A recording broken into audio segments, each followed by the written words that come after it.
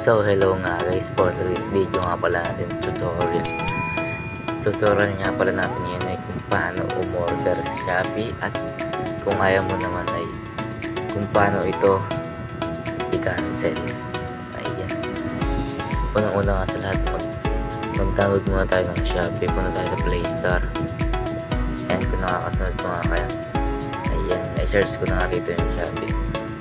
Kung nakapag-download na kayo, open na natin.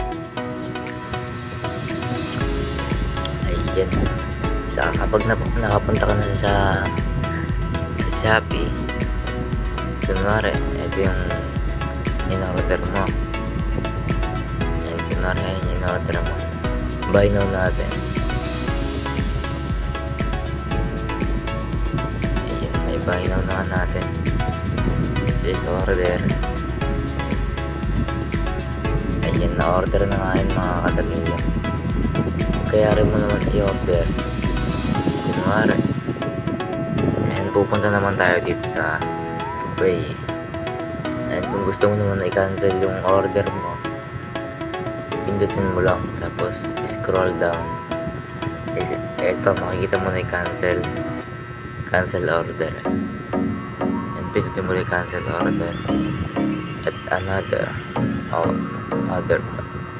Ayan, pindutin mo lang at i-confirm. Ayan, kung may natutunan niya kayo sa ating video, pwede kayo mag-subscribe and like. Ayan, salamat.